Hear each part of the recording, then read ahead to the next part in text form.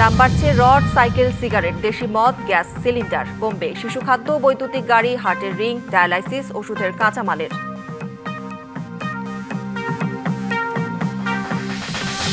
উচ্চ মূল্যস্ফীতি চক্রে আটকা শ্রমজীবীরা। বাজেট আসে, বাজেট যায়, বদলায় না জীবন। সাধারণের পরিবর্তন কিভাবে, প্রশ্ন রাষ্ট্রের কাছে।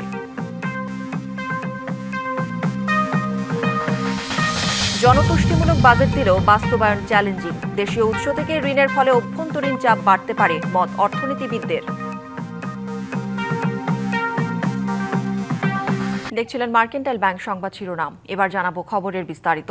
আপনাদের সাথে আছি আমি কাঞ্জুম কৌরি। নতুন অর্থবছরে সাধারণ মানুষকে স্বস্তি দিতে নিত্য পণ্য সহ বেশ কিছু পণ্যের শুল্ক ছাড় দিয়েছে সরকার। ফলে কমছে কৃষি ও ভোগ্য পণ্য সহ প্রায় 60টি পণ্যের দাম। একই সাথে দাম কমছে বিভিন্ন সেবারও। তবে কর বাড়ানোর কারণে দাম বাড়ছে অনেক পণ্যেরও। ২০২৬-২৭ অর্থ বছরের বাজেটে কর অব্যাহতির প্রস্তাব পেয়েছে বেশ কিছু খাত। ফলে ভোক্তার বাজারের তালিকায় দাম কমবে অনেক কিছুর। চাল, ধান, গম, আলু, পেঁয়াজ, ভোজ্য তেল সহ 60টি পণ্যের আমদানির উৎসে কর কমানোর প্রস্তাব করেছেন অর্থমন্ত্রী। এইসব পণ্যের তাই আগের চেয়ে দাম কমবে। বাজার করতে গিয়ে গৃহকর্তা তো খুশি, কিন্তু গিনিরও যে মন ভালো থাকা চাই, তার কথাও এবারের বাজেটে ভেবেছেন অর্থমন্ত্রী। কমছে স্বর্ণ ও স্বর্ণালংকারের দাম। উন্নত চিকিৎসা পাওয়ার অধিকার সবার। কিডনি ডায়ালাইসিস ফিল্টারের অগ্রিম আমদানি কর ৫% মওকুফ করে দাম কমবে এ সেবারও। হার্টের রিংয়ের দাম কমাচ্ছে সরকার, দাম কমবে চোখের লেন্সের দামও। সুস্থ থাকতে শুধু চিকিৎসা ব্যবস্থার উন্নতি করলেই হয় না, নিশ্চিত করতে হয় দূষণমুক্ত পরিবেশেরও। তাই তো ইলেকট্রিক বাস, ট্রাক সহ অন্যান্য যানবাহনের দাম কমানো হয়েছে। দাম কমতির তালিকায় আছে সৌরবিদ্যুৎও। এত সব সুখবর প্রিয়জনকে জানাতে মোবাইল ফোনে আর গুনতে হচ্ছে না বাড়তি খরচ। কারণ প্রস্তাবিত বাজেটে মোবাইল ব্যবহারকারীদের জন্য দারুণ সুখবর দিয়েছেন অর্থমন্ত্রী। ভোক্তা পর্যায়ে কমে আসছে computer printer, portable automatic data processing machine, computer monitor এবং প্রিন্টারের দাম। শিল্পের উৎপাদন বাড়াতে কমানো হচ্ছে শিল্পের কাঁচামালের দাম। সেই সাথে কমবে টায়ার এবং টিউবের দামও। এছাড়াও দাম কমেছে washing machine, flash memory, smart card, শিশু খাদ্য, ফ্রিজ, মশলাসহ বেশ কিছু পণ্যেরও। এদিকে ধূমপায়ীদের জন্য কোনো সুখবর থাকছে না, বাড়ছে সিগারেটের দাম, বাড়বে উৎপাদিত অ্যালকোহলের দামও। অনেকের পছন্দের তালিকায় শীর্ষে থাকা কাজু বাদাম আমদানিতে বাড়তি শুল্ক বসাতে যাচ্ছে সরকার। বাড়তে পারে হিমায়িত মাছের দামও। দাম বাড়ছে তেল চালিত গাড়ি, আমদানি করা টাইলস, স্যানিটারি ওয়্যার, বেসিন, বিদেশি ফোম, বিদেশি মাইক্রোওভেনের। এছাড়াও দাম বাড়ছে বিদেশি খেলনা, নিকোটিন পাউচ, সুগন্ধ নির্যাস, বাইসাইকেল, ডিটারজেন্ট এবং ট্রান্সফরমারের। এত সব দাম বৃদ্ধির খবরে চিন্তার আকাশ যখন মাথায় ভেঙে পড়ে, তখন নিজের গড়া বাড়িতে একটু শান্তির নিঃশ্বাস নেবেন তাতেও বাধ সেধেছে। কারণ বাড়ি বানানোর মূল উপকরণ রড ও এ জাতীয় উপাদানের উপর উৎপাদন পর্যায়ে বাড়ছে কর। ফলে এ খাতেও খরচ বাড়ছে আপনার। এছাড়াও দাম বাড়ছে বিদেশি প্রসাধনী এবং বিলাসী খাবারেরও। Rifat Tasnova, BBC news, Dhaka. যে শ্রমিকের ঘামে সচল থাকে দেশের অর্থনীতির চাকা, দিন শেষে তারাই থেকে যায় অবহেলিত, উপেক্ষিত। বাজেট আসে, বাজেট যায়, শীতাতপ নিয়ন্ত্রিত কক্ষে চলে চুলচেরা বিশ্লেষণ। কিন্তু সেই বিশ্লেষণের পাতা থেকে হারিয়ে যায় প্রান্তিক মানুষের ভাগ্য বদলের গল্প। সঙ্গত কারণেই বাজেট নিয়ে কোনো মাথা ব্যথা নেই তাদের।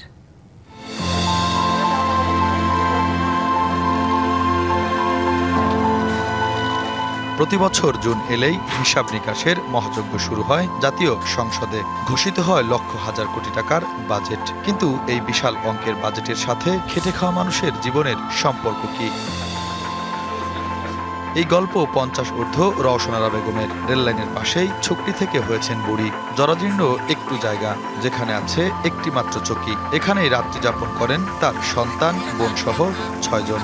পাশেই ময়লা পুকুর, পচা গন্ধ আর মশার উপদ্রব। আমি সরকারের থাইয়া এতদিন যে আমি এখানে, আমার কোনো অনুদান দেয় নাই সরকারের থাইয়া। জাগরে আছে তাগরেই দেয়, আর যে জাগরের নাই অসহায় সেগুলো তো কিছুই দেয় না। কেন গরিব মানুষ করে বড়লোক মানুষেরা চিনে না, পরিবর্তন আমরা কোনো কিছু পাই না। অকালেই স্বামীকে হারান রওশনারা। 5 মেয়ে ও 1 ছেলেকে বড় করেছেন খিলগার এই রেল লাইনের ঝুপড়ি ঘরে। সন্তানদের মুখে আহার জোগাতে কাজ করেছেন মানুষের বাসায়, করেছেন ইট ভাঙার মতো কঠিন কাজ। রাষ্ট্রের বিশাল অঙ্কের বাজেটের ঢেউ স্পর্শ করেনি সংগ্রামমুখর জীবন, পাননি সরকারি কোনো সহায়তা। বাসাত কাম করি, ইট মিট টুকাই, পোলাপান বাঁচাবার জন্য সবকিছু করছি। ছোট ছোট থিয়ার বাবা মরে গেছে, একদিন ভাত খাইলে 3 দিন ভাত পাইনি, মানুষের কাছে চাবারও সাহস পাইনি, এমন ডরাইছি। আগে আঙ্গরের নাম করে নেতারা আইনা নেতা করে পেট ভরে, সরকারের অনুদান গুলো মেম্বার চেয়ারম্যানে খায়। পাশেই ইট ভাঙার কাজে মগ্ন আরেক নারী, বয়স কম হলেও দারিদ্র্যের কষাঘাতে চেহারায় বয়সের ছাপ। বাজেট কি এ নিয়ে তার কোনো ধারণাই নেই। তিনি শুধু বোঝেন কাজ করলেই চলবে পেট। বর্ডারই টাকালা তো মনে করেন কয় হেডা দিব লাস্টে দেয় কিছুই দেয় না, কই দেয় দিলে মাসে মিছা কথা কয়, না পায়া বদনামের দরকার কেমন নিজেরা কর্ম করে খাই। সূর্য ওঠার আগেই 70 শামসুন নাহারের শুরু হয় জীবন সংগ্রাম। চায়ের ফ্লাক্সি তার বেঁচে থাকার সম্বল। ঘরে 80 পর বৃদ্ধ, পক্ষাগতগ্রস্ত স্বামী। বাজেট বা সরকার নিয়ে তাদের নেই কোনো মাথা ব্যথা। বাজেট এখন মনে করুন আমরা চিনি না শুনি না, রাস্তাঘাটে ফুটপাতে দোকান করি, আমরা করে আবার কেঠাই দিব, কেঠাই করবো, সেটা ধান বাজার দেয়, আমরা তো আর পাই না। বাজেট নিয়ে খেটে খাওয়া মানুষের রয়েছে মিশ্র প্রতিক্রিয়া। আমরা খাড়ি কামাই করি খাই, এই এছাড়া তো ওইসব বাজেটের বিষয়ে আমার কোনো ধারণা নাই। গরিবের কষ্ট হবে, সব কিছুর দাম বেশি, খালি লবণের দাম কম, তাছাড়া সব জিনিসের দাম বেশি। সব জিনিসের দাম বাড়াইছে, দ্রব্যমূল্য থেকে শুরু করে, যেমন গাড়ির ট্যাক্স, যে আমাদের গাড়ি আছে, গাড়ির যে ট্যাক্স এটা ডাবল হয়ে গেছে। অর্থনীতিবিদরা বলছেন কর্মসংস্থান ও মজুরি বৃদ্ধি না হওয়ার পাশাপাশি উচ্চ মূল্যস্ফীতির চক্রে আটকা শ্রমজীবী মানুষের জীবন। ভাগ্যের পরিবর্তন হবে যদি আমরা দেখতাম যে প্রবৃদ্ধি হচ্ছে, আমরা নতুন কর্মসংস্থান তৈরি করতে পারছি, মানুষের মজুরি বৃদ্ধি পাচ্ছে, তাহলে আমরা হয়তো বলতাম যে মানুষের ভাগ্যের পরিবর্তন হচ্ছে। প্রায় 1 কোটি মানুষ দারিদ্র্যসীমার নিচে চলে গিয়েছে, যেহেতু মূল্যস্ফীতির পরিমাণটা অত্যধিক বেশি। তো এই মুহূর্তে বাংলাদেশের অর্থনীতি চাপের মধ্যে আছে এবং সেইটা জনগণের উপরে পড়ছে। শীতাতাপ নিয়ন্ত্রিত কক্ষে প্রণীত বিশাল অঙ্কের বাজেট কিভাবে পরিবর্তন করতে পারে খেটে খাওয়া মানুষের জীবন, এ প্রশ্নের জবাব খোঁজার দায় রাষ্ট্রের। শুভ খান, ডিবিসি নিউজ, ঢাকা। জনতুষ্টিমূলক বাজেট দিয়েছে বিএনপি সরকার, তবে এর বাস্তবায়ন চ্যালেঞ্জিং, এমন মন্তব্য করেছেন সাবেক অন্তর্বর্তী সরকারের অর্থ উপদেষ্টা সালেউদ্দিন আহমেদ। 2026-27 অর্থ বছরের প্রস্তাবিত বাজেট প্রতিক্রিয়ায় এই অর্থনীতিবিদ আরও বলেন, জনগণের ম্যান্ডেট নিয়ে ক্ষমতায় আসায় রাজনৈতিক সরকার হিসেবে এই বাজেট ঠিক আছে, তবে সরকারকে অগ্রাধিকার ঠিক করে দ্রুত বাস্তবায়নে কাজ করতে হবে। অনেকটা জনতুষ্টিমূলক একটু, যে ম্যান্ডেট আছে, অনেক কিছু বলেছে, তা আসবে, একটা পপুলার ভোট নিয়ে আসছে, তত মানুষকে একটু তো সন্তুষ্ট করতে হবে। এই বাজেটটা ইমপ্লিমেন্টেশনটা খুব চ্যালেঞ্জ হবে, মানে আরেকটু বাস্তবভিত্তিক হইতে হবে। ইমপ্লিমেন্টেশনের বাজেটও দিয়ে দিয়েছে, এখন এটা করতে হবে, বিভিন্ন প্রায়োরিটিগুলো সেট আপ করতে হবে, কারণ অনেক কিছু বলেছে করবে, সবগুলো করা সম্ভব হবে না, তাদেরকে একটা বেছে নিতে হবে এবং প্রথম থেকেই কিন্তু প্রায়োরিটিগুলো ঠিক করে ইমিডিয়েটলি কাজ শুরু করতে হবে। নতুন অর্থ বছরের বাজেটকে একটি চিন্তাশীল বাজেট বলে আখ্যা দিয়েছেন সিপিডির সম্মাননীয় ফেলো দেবপ্রিয় ভট্টাচার্য। এছাড়া দেশি উৎস থেকে ঋণের কারণে অভ্যন্তরীণ চাপ বাড়বে এমন শঙ্কা সিপিডির গবেষণা পরিচালকের। তবে ভঙ্গুর অর্থনীতি পুনরুদ্ধারে বাজেট বাস্তবায়ন চ্যালেঞ্জ হিসেবে দেখছেন Dhaka chamber of commerce and industry সভাপতি। নতুন অর্থবছরে সাধারণ মানুষকে স্বস্তি দিতে নিত্যপণ্যসহ বেশ কিছু পণ্যে শুল্ক ছাড় দিয়েছে সরকার। বিএনপি সরকারের বাজেটকে চিন্তাশীল বাজেট বলে মন্তব্য করেছেন বেসরকারি গবেষণা প্রতিষ্ঠান সিপিডির সম্মাননীয় ফেলো ও অর্থনীতিবিদ ডক্টর দেবপ্রিয় ভট্টাচার্য। সরকার অর্থনীতিতে চাঞ্চল্য আনার জন্য বিনিয়ন্ত্রণ এবং একই সাথে উদারীকরণের উপর বড় জোর দিয়েছে। নীতি কাঠামো নিঃসন্দেহে খুবই শক্তিশালী এবং সেই অর্থে সূক্ষ্মভাবে বিচক্ষণের সাথে তৈরি হয়েছে, কিন্তু এই নীতি কাঠামোকে বাস্তবায়ন করার জন্য যে আর্থিক ভিত্তি, যে আর্থিক কাঠামো, সেটা অত্যন্ত দুর্বল।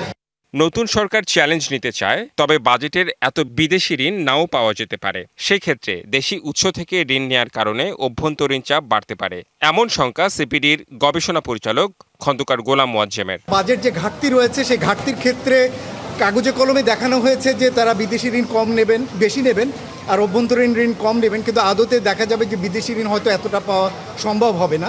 এক্ষেত্রে তারা অভ্যন্তরীণ ঋণ বেশি ব্যবহার করবেন, এটা অনুমান করছি। তবে ভঙ্গুর অর্থনীতি পুনরুদ্ধারে নতুন অর্থবছরে প্রস্তাবিত বাজেট বাস্তবায়ন চ্যালেঞ্জ হিসাবে দেখছেন Dhaka chamber and commerce and ইন্ডাস্ট্রির সভাপতি তাসকিন আহমেদ। বাজেটকে উচ্চভিলাষী আখ্যা দিলেও বলছেন এটি ব্যবসা ও বিনিয়োগ বান্ধব। মূল্যস্ফীতি ও অর্থনৈতিক সংকট সত্ত্বেও করমুক্ত আয়ের সীমা অপরিবর্তন না রেখে যৌক্তিক হারে বাড়ানোর প্রয়োজন ছিল। এছাড়া টার্নওভার কর 0.6 থেকে আবার 1% করার সিদ্ধান্ত পুনর্বিবেচনার দাবি জানাচ্ছি। তবে সরকারের পরিচালন ব্যয় কমানো গেলে বাজেট ঘাটতি কমবে বলে মনে করেন অর্থনীতিবিদরা। মূল অর্থনীতি যদি সামনে না এগোয় তাহলে ওই যে সামাজিক নিরাপত্তা যে সমস্ত স্কিমের কথা বলেছে এগুলো ভালো, সেগুলো তখন হবে এটা কি মানুষের ওই যে ইনফ্লেশন হবে এবং মানুষের পক্ষে জীবন ধারণ করা কঠিন হয়ে যেতে পারে। সংশ্লিষ্টরা বলছেন আপাত দৃষ্টিতে ব্যবসা ও বিনিয়োগ বান্ধব মনে হলেও প্রস্তাবিত বাজেট উচ্চভিলাষী, তবে বাস্তবায়ন সম্ভব হলে তা হবে ফলপ্রসূ। সামাজিক সুরক্ষা ও নারীর অর্থনৈতিক ক্ষমতায়ন। Redwan Ahmed, DBC news, Dhaka. Budget ঘোষণার পর দেশের অর্থনীতি নিয়ে চলছে নানা হিসাব নিকাশ, তবে সাধারণ মানুষের হিসাব মেলে বাজারে। বাজেট নিয়ে ক্রেতা বিক্রেতাদের প্রত্যাশা ও প্রতিক্রিয়া নিয়ে জানাতে বগুড়ার রাজাবাজার থেকে যুক্ত হচ্ছেন সহকর্মী মোহন আকন্দ। মোহন, বাজেট মানে কিন্তু একটি আতঙ্কের বিষয়, কেননা বিশেষ করে মধ্যবিত্ত এবং নিম্নবিত্ত যারা রয়েছেন তাদের ভয় থাকে যে জিনিসপত্রের দাম আবার বেড়ে যাবে কিনা। এবারে বাজেটে তো কিছু পণ্যের দাম বেড়েছে, আবার কিছু পণ্যের দাম কমেছে, তো বগুড়াবাসীর আসলে প্রতিক্রিয়া কি জানাবেন? কৌরি, আমি রয়েছে বগুড়া শহরের সবচেয়ে যে বড় বাজার রাজাবাজারে। এখানে কিন্তু চাল, ডাল, তেল সহ আলু, পটল, মরিচ, পেঁয়াজ সবই পাইকারি এবং খুচরা বিক্রি হয়। তো গতকাল বাজেট হওয়ার পর আমরা দেখেছি যে 60 ধরনের নিত্য পণ্যের উপর কিন্তু সরকার কর কমিয়েছেন। যেটা 1, 2, 3 এবং 5 ছিল সেটা অর্ধেকের 0.5% কর নামিয়ে নিয়ে এসেছেন। তো আমি এসেছি রাজাবাজারে কথা বলার জন্য যে নিত্য পণ্যের দাম কেমন। তারা ব্যবসায়ীরা বলছেন যে আগে থেকে কিন্তু আলু পটলের দাম একটু কমই ছিল।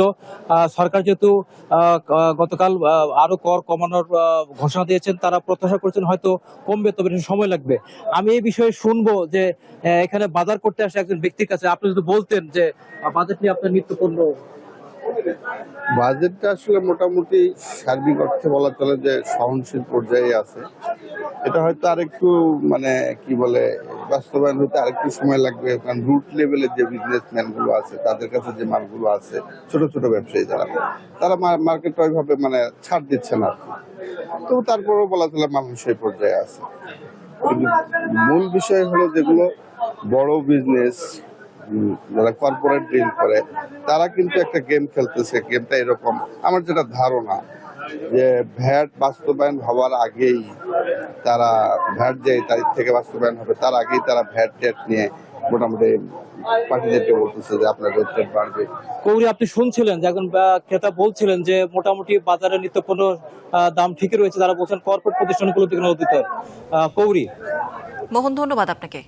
এবার বাজেট নিয়ে ক্রেতা বিক্রেতাদের প্রত্যাশা ও প্রতিক্রিয়া নিয়ে জানাতে সিলেটের রিকাবি বাজার থেকে সরাসরি যুক্ত হচ্ছেন সহকর্মী তাওহিদুর রহমান শাহ। তাওহিদ, এবারের বাজেটে তো ভোগ্য পণ্য সহ 60টি পণ্যের দাম কমছে। বাজেট নিয়ে কি বলছেন সাধারণ মানুষ, ক্রেতা বিক্রেতাদের প্রত্যাশা কি, সব মিলিয়ে জানতে চাই। কৌরি, বাজেটে আপনি নিশ্চয়ই জানেন এবার কিছু ভোগ্য পণ্যের দাম কমার খবরে কিছুটা স্বস্তি মিলেছে। আমরা বাজারে রয়েছি, সিলেটের রিকাবি বাজারে সকাল থেকে, এবং এখানে আমরা অনেকক্ষণ ছিলাম। সকাল থেকে যে চিত্রটি আমরা লক্ষ্য করেছি যে বাজারে সাধারণ মানুষ যারা ক্রেতা রয়েছেন তারা আসতে শুরু করেছেন। আমরা দেখছি যে পণ্যের পসরাও সাজিয়ে রয়েছেন বাজারে। এইবার যারা ক্রেতা আছেন বাজেট নিয়ে তাদের একটাই প্রত্যাশা, জিনিসপত্রের দাম কমবে। আমরা এখন সরাসরি একটু কথা বলবো আপনার সাথে। বাজার করতে আসলেন, সরকার কালকে বাজেট ঘোষণা করেছেন, এইবারের বাজেটে কেমন প্রত্যাশা আপনাদের? আসলে শুভ সকাল সিলেটবাসীরে, আপনাকেও ডিবিসি চ্যানেলকেও শুভ সকাল। আসলে আমার জীবনে আমি সবজি আজকে তুরা সবজি কিনছি আপনার 600 টাকা। আমার জীবনে আমি 600 টাকা দিয়ে সবজি কিনছি না, আমার বাবাও কিনছেন কিনা আমি জানি না।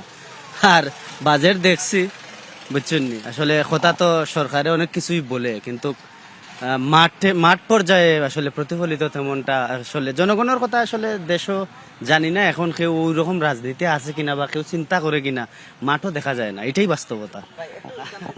নিশ্চয়ই জানেন যে মানুষের আয় বাড়ছে কিনা মানে ব্যয়ের তুলনায়? না, শুধু ব্যয় হয়, আয় হয় না। এবারের বাজেটে কি প্রত্যাশা থাকবে আপনার? না, ওটা হয়তো ব্যয় বেশি হবে।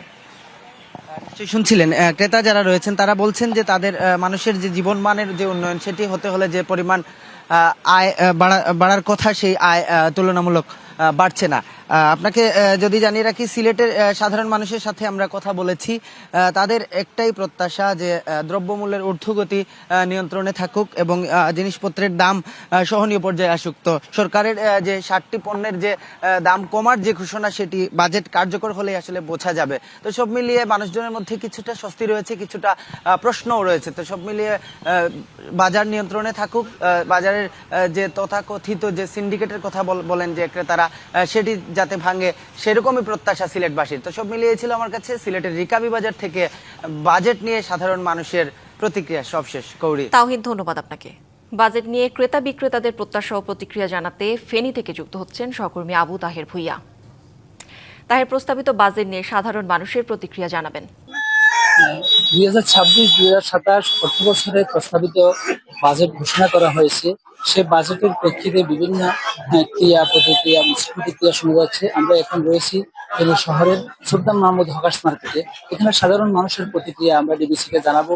তো আমার পাশে যে রয়েছেন যিনি, তাকে আমি একটু জানতে চাই যে প্রস্তাবিত যে বাজেটটা ঘোষণা করা হয়েছে প্রতিক্রিয়াটা কি, বাজেটটা কেমন?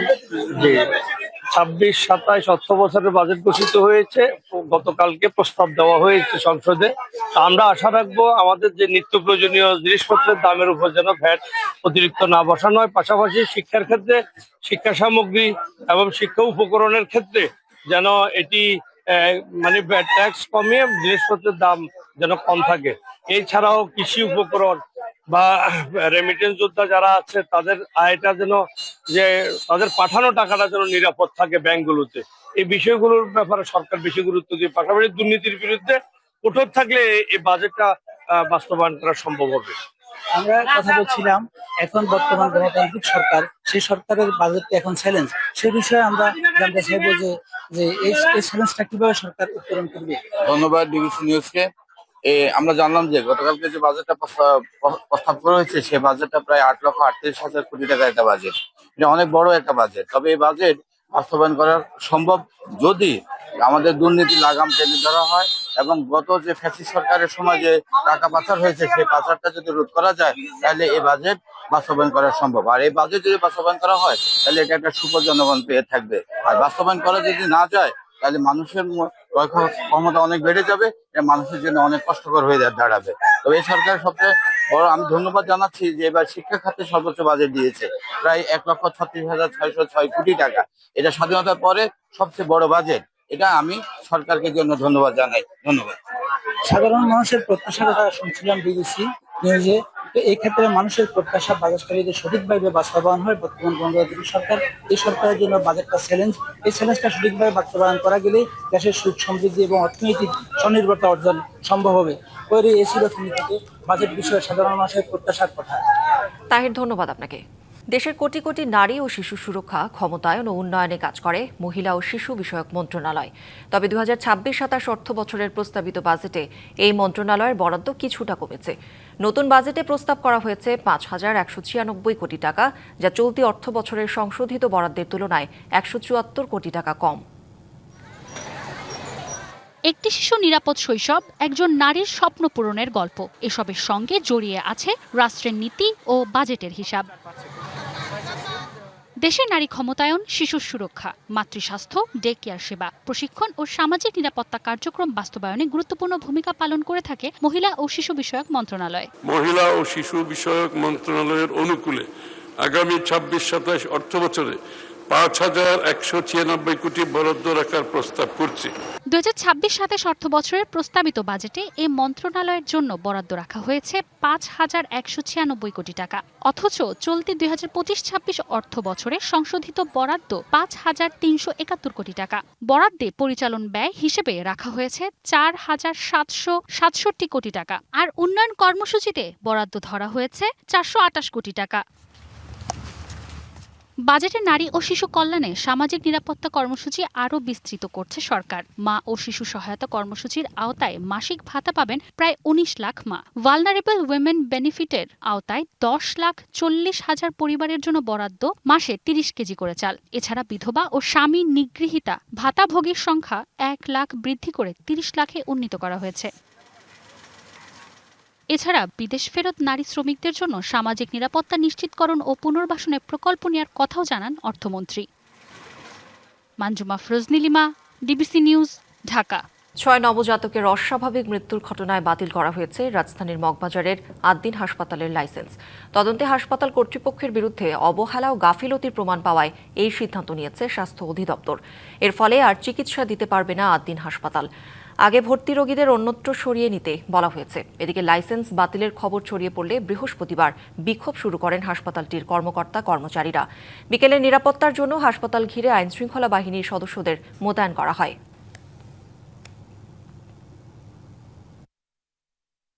ইরানে হামলার পরিকল্পনা বাতিল করেছে যুক্তরাষ্ট্র, এমন দাবি করেছেন মার্কিন প্রেসিডেন্ট ডোনাল্ড ট্রাম্প। ট্রুথ সোশ্যালে দেয়া পোস্টে ট্রাম্প আরও বলেন, ইরানের সর্বোচ্চ নেতৃত্ব যুক্তরাষ্ট্রের সাথে চুক্তির বিষয়টি অনুমোদন দিয়েছে। ট্রাম্প আরও জানান, ইরান ও যুক্তরাষ্ট্রের পাশাপাশি ইসরায়েল, সৌদি আরব, সংযুক্ত আরব আমিরাত, কাতার, তুরস্ক, পাকিস্তান, বাহরাইন, কুয়েত, জর্ডান, মিশর সহ অন্যান্য দেশও এই চুক্তির চূড়ান্ত বিষয়গুলোকে অনুমোদন দিয়েছে। শিগগিরই এই চুক্তি সইয়ের স্থান ও সময় জানানো হবে। তবে ইরানের পররাষ্ট্র মন্ত্রণালয়ের মুখপাত্র ইসমাইল বাঘেই ট্রাম্পের এই দাবি নাকচ করে দিয়েছেন। সংবাদ এই ছিল এখনকার মতো। ডিবিসি নিউজের সংবাদগুলো পড়তে ভিজিট করুন dbcnews.tv আর ভিজিট করুন ডিবিসির ফেসবুক পেজ এবং ইউটিউব চ্যানেল। ডিবিসির সঙ্গেই থাকুন।